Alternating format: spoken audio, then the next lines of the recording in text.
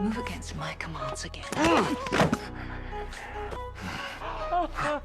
Hier, Ilitia s'apprêtait à abandonner l'enfant qu'elle portait. Lucretia l'a appris et a aussitôt fait irruption. Elle a conseillé à Ilitia de ne pas boire la potion tout de suite pour ne pas rater les jeux du lendemain. Elle a promis d'expliquer la situation à Albinus. Ilitia, ravie, a aussitôt rangé la fiole dans son tiroir, sauf qu'elle venait de tomber dans le piège de Lucretia. Lucretia est allée directement trouver Ashur, qui allait être exécuté. Elle lui a dit qu'elle supplierait Glabé de le gracier au nom des dieux. Mais à une condition, Ashur devait remplacer par de l'eau la potion dans le tiroir d'Ilitia. Le lendemain, les esclaves capturés étaient conduits à l'arène. Ashur, lui, a été libéré. Dès qu'il a eu sa liberté, il est allé voir Glabé. Il a tout raconté à Glabé au sujet de la potion dans le tiroir d'Ilitia pour gagner sa confiance. Quand Ilitia est rentrée dans sa chambre, elle a vu Glabé, la fiole à la main. Glabé, fou de rage, a fracassé la fiole par terre. Il a exigé de savoir pourquoi elle voulait tuer leur enfant. Voyant que tout était découvert, Ilitia n'a plus rien caché. Elle a dit que Glabé ne méritait pas d'avoir un héritier, et encore moins de l'avoir elle. C'est seulement à ce moment-là que Glabé a compris, sa femme et son beau-père complotaient ensemble pour le trahir. Et celui qu'Ilitia allait épouser n'était autre que Varinius, son ennemi politique.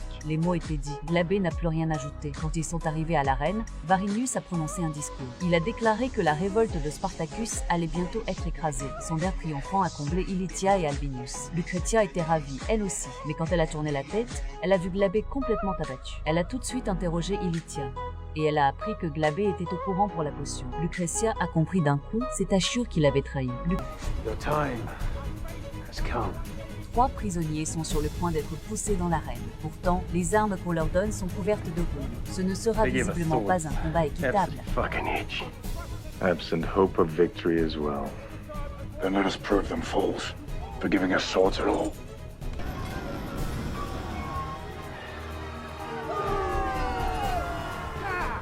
Les portes de l'arène s'ouvrent. C'est alors qu'entre en scène Gannicus, la légende de la reine de Capri.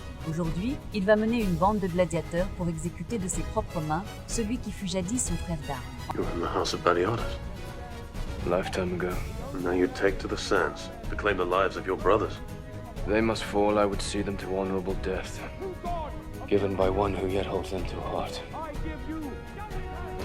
En tant que premier gladiateur à avoir obtenu sa liberté, il considère la reine comme un honneur suprême. Alors même qu'il s'agit d'un ancien frère, il va se battre de toutes ses forces. De son côté, Onomo a déjà appris la liaison entre Gannicus et sa défunte épouse. Il jure d'éliminer ce frère qui l'a trahi. L'ambiance dans l'arène monte instantanément. Les spectateurs n'en peuvent plus d'applaudir. Mais ils vont vite cesser de sourire, car Spartacus, déguisé en soldat romain, est prêt à attaquer d'un moment à l'autre. Pendant ce temps, Mira, accompagnée de plusieurs gladiateurs, est en train de répandre de l'asphalte sur le chemin autour de l'arène. Mais 2 soldats romains en patrouille les repèrent. Forcés d'agir, ils mettent le feu plus tôt que prévu. Comme le feu ne prend pas assez, ils tirent de toute leur force sur les piliers porteurs, espérant plonger l'arène dans le chaos au plus vite. À ce moment-là, Onomos est vaincu par Gannicus.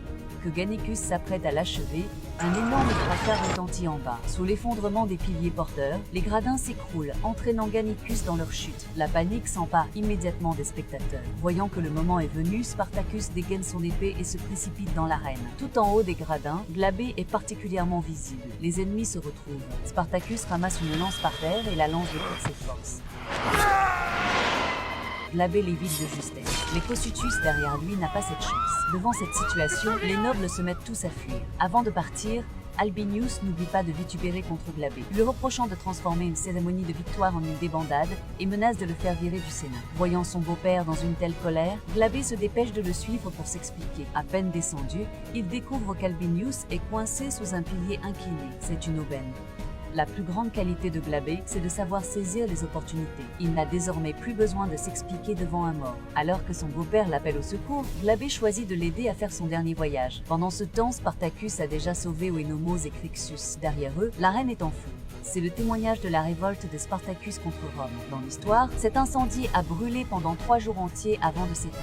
Ilitia, qui a réussi à sortir de l'arène, voit Glabé s'approcher. Elle lui demande, anxieuse, où est son père Albinus. Que Ilitia le croit ou non, Glabé répond que c'est forcément Spartacus qui l'a tué. Ilitia est foudroyée. Sans la protection de son père, elle ne sait que faire, à moins que Varinius accepte encore de l'épouser. Or, Varinius ne convoitait que le pouvoir de son père. Pourquoi accepterait-il d'épouser une femme enceinte?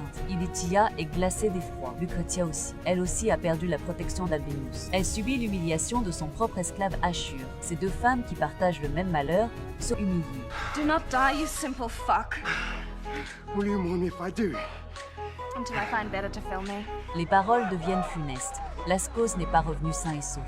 Shadana est dévastée. Pourtant, ce n'est pas pour ce gladiateur rencontré quelques jours plus tôt qu'elle est triste. C'est parce qu'elle perd à nouveau sa protection et que cela l'angoisse. Elle sent que ce nouvel homme est particulièrement respecté. Alors, elle se précipite vers Gannicus. Elle veut devenir sa servante personnelle, pour ainsi obtenir sa protection. Mais Gannicus est rongé par le chagrin. Il a dû blesser son propre frère de ses propres mains. Il n'a absolument pas la tête aux histoires de cœur. Pendant ce temps, Spartacus discute avec ses hommes du prochain plan. En plus de renforcer les défenses et de creuser des tunnels, il prépare aussi une expédition vers le port de Naples. Leur but, s'emparer d'un nouveau lot d'esclaves, afin de renforcer les rangs de l'armée de révoltés. Shadana, justement, a accidentellement tout entendu. À ce moment, Gannicus sort de la pièce intérieure, mais Spartacus ne lui fait pas confiance. Chercher à boire un coup. En apprenant qu'il n'y a plus d'alcool, il s'éloigne, dépité. Le lendemain, Agron se rend au port de Naples pour y recueillir des informations. Spartacus, lui, emmène Gannicus dans la forêt pour chasser. Il veut sonder l'attitude de Gannicus envers la révolte contre Rome. Mais Gannicus ne croit pas en la réussite des insurgés. Il refuse donc de se joindre à eux. Il comprend aussi que le vrai motif du retour de Spartacus pour affronter Glabé n'était autre que de venger sa femme. Pendant ce temps, Mira et les autres femmes s'exercent au tir à l'arc sous la direction de Lucius. Cette méthode de combat à distance leur convient parfaitement. Shadana, elle, n'y montre aucun intérêt. À ses yeux, une femme comme elle est née pour être protégée par un homme.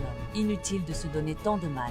Elle a aussi appris que Glabé offre 9000 deniers pour la tête de Spartacus. Juste à ce moment, Gannicus revient. On ne sait pas s'il a entendu leur conversation. Gannicus a capturé un sanglier. Il trouve Crixus et lui dit, parmi ses anciens frères de la maison de Batiatus, à part Onomaus, il ne reste plus que Crixus. Alors, il conseille à Crixus de quitter l'armée des révoltés, pour ne pas y laisser sa vie inutilement. Pendant qu'il parle, le médecin arrive. Onomaus s'est réveillé. Gannicus se précipite aussitôt auprès de lui. Il exprime ses remords. Il avoue que c'était sa faute d'avoir séduit sa femme. Il espère qu'Onomaus ne tiendra pas rigueur à la défunte Melita. Mais Onomaus refuse de lui pardonner. Il l'accuse d'avoir trahi son propre frère pour assouvir son désir égoïste. Puisque Onomaus n'est pas en danger et que ce qu'il avait à dire est dit, Gannicus s'apprête à partir. Visiblement, quelqu'un veut aller prévenir l'armée romaine. Et Gannicus, qui refuse de se joindre aux insurgés et s'apprête à quitter le camp, a forcément tout pour attirer les soupçons. Spartacus lui demande de vérifier le contenu de son paquet. Gannicus, déjà très contrarié de ne pas avoir obtenu le pardon d'Onomaus, se voit maintenant bloquer la route par Spartacus. Is this the day you would do it? They are but loyal. A quality you seem unfamiliar with. Son arc. Elle veut utiliser sa nouvelle compétence pour l'arrêter. De toute évidence, elle ne maîtrise pas encore bien son tir. Son intention était de l'immobiliser, mais elle finit par tuer Shadana. Et c'est sur Shadana que se trouvait la carte des opérations de l'armée des révoltés. Spartacus se retrouve bien embarrassé.